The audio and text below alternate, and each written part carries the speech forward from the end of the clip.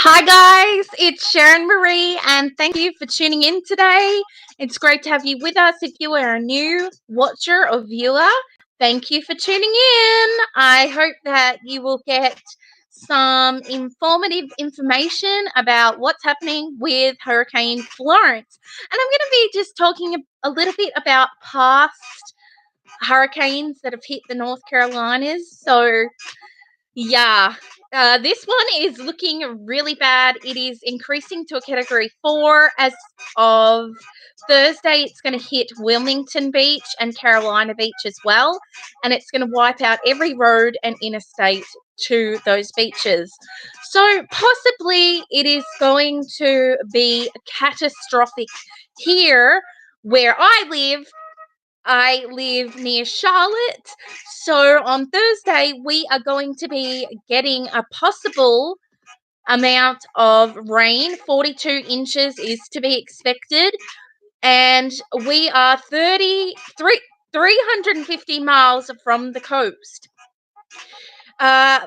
So basically, it's going to be a wipeout. We will have to go to the store tomorrow, get supplies, get water, get milk. Not that I drink milk because I'm doing a ketogenic lifestyle. I've lost 114 pounds in over 20 months, and I do not want to fall back on eating carbs again or being the standard American diet again. But what do you do in a hurricane? So let me just tell you a little bit about past hurricanes that we've had here in North Carolina.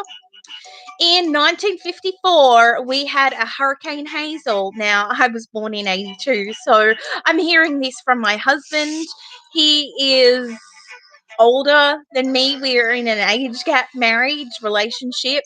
And so he has been through these hurricanes before, and he's very prepared for anything like this that will come our way.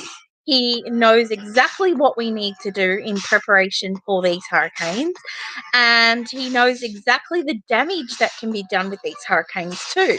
So it is kind of scary, but it is just something that we all need to be prepared for because Mother Nature can really wreck us.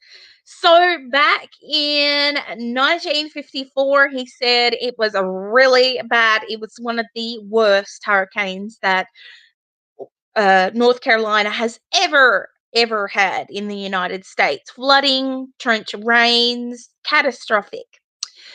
Then in 1989, Hurricane Hugo came about. My husband was working that day when Hurricane Hugo came out. He was on the roof of his building and he seen his car.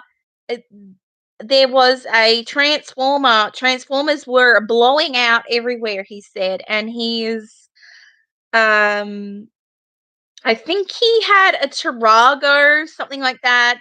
If I'm wrong, I don't know. But anyway, it was a family car, and it was like that much from touching his car. So he was very lucky not to lose his car.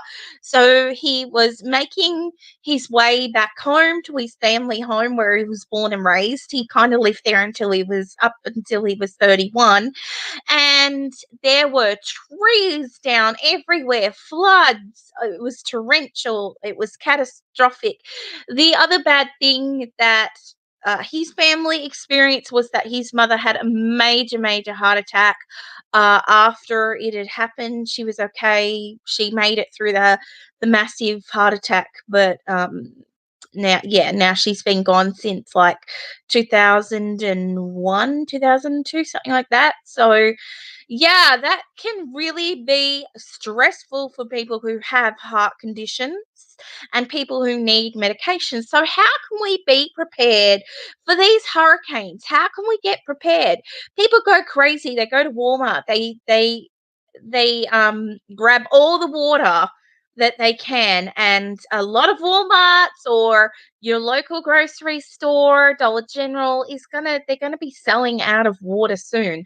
So yeah, everyone's just gonna flock to that place. And like I said, it is a category 4, and it's increasing. So, yeah. So be prepared to go out as soon as possible to get water. Make sure that the windows of your house, the shutters or whatever that you have in your house, make sure that they are nailed shut, or whatever you do.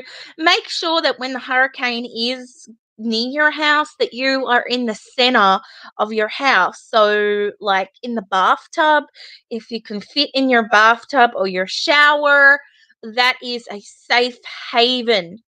Now, back in 1989 with Hurricane Hugo, it ripped houses from the foundations.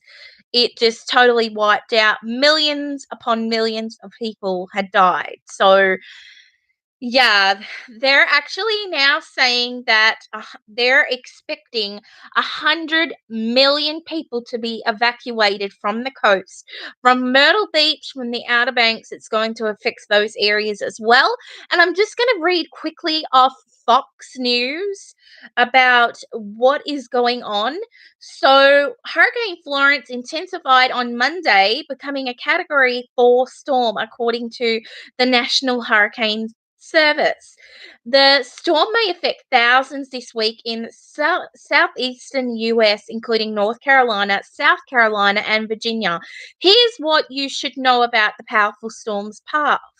Where is the hurricane now? Florence was centered approximately 575 miles southeast of Bermuda and around 1,230 miles east southeast of Cape Fear, North Carolina, as of 12 p.m. Eastern Standard Time, according to the National Hurricane Center.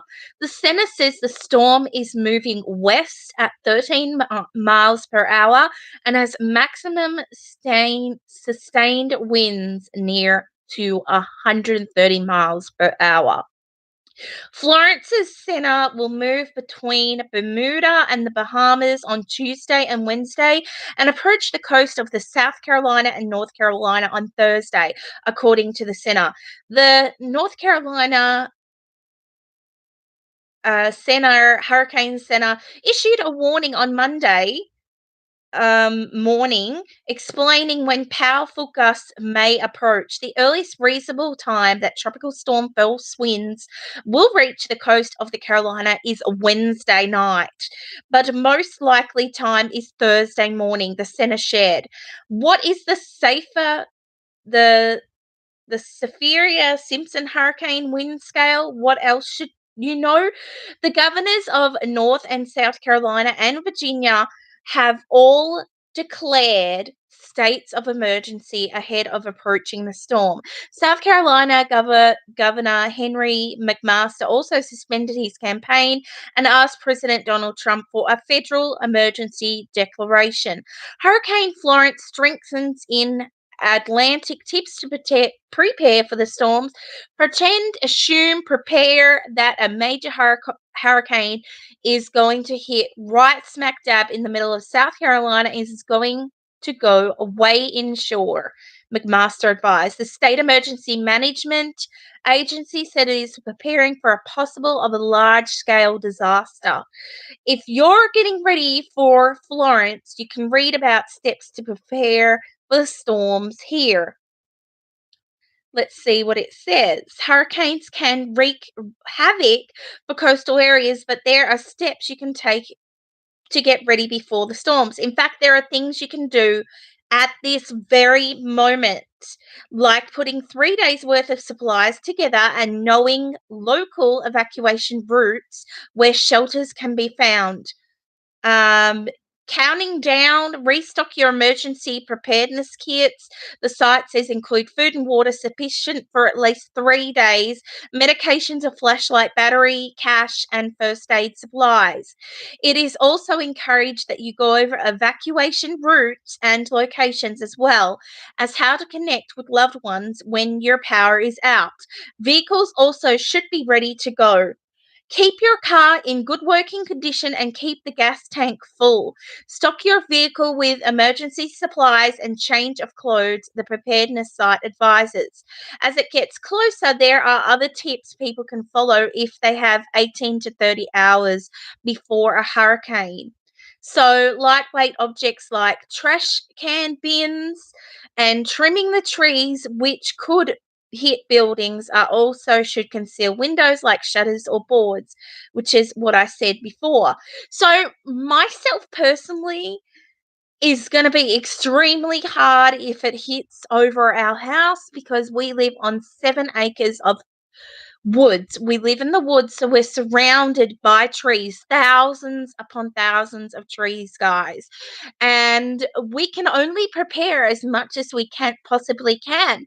So, I am just like being a Christian. I'm just really praying that God will take a hand over this storm, that He will destroy the eye of the storm and vanish it completely, just breaking it up, and that it will just disappear and vanish. So if you're a Christian or praying type, just pray really, really hard. If we pray in numbers, this can help. I have seen predictions for hurricanes, and when Christians or any kind of religion get together and they pray about it, it can be just vanish completely. Now, predictions can not come true, like like the weather advisories, they can be wrong, but they're only seeing what they're seeing on the radars. So let's just pray and hope and give good vibes that we will not be in this disastrous state.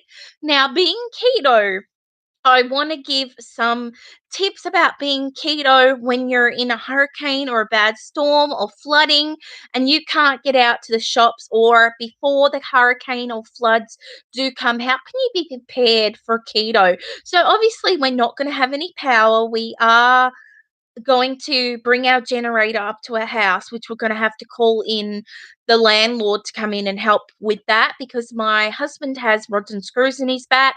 I have a autoimmune disease where it affects my arms, my back, my shoulders, my legs, my knees, everything, pretty much every joint in my body. So yeah, we're going to have to call reinforcements in for that. We're also on well water, so we're going to have a light down there. I'm going to have to be hooked to the generator. Water, so we're going to have to go out and get water. Being keto, we're going to have to get spam and any kind of canned foods. So Vienna sausages. We're going to have to get like snacks like beef jerky, whatever. Whatever canned food that we can get that is keto.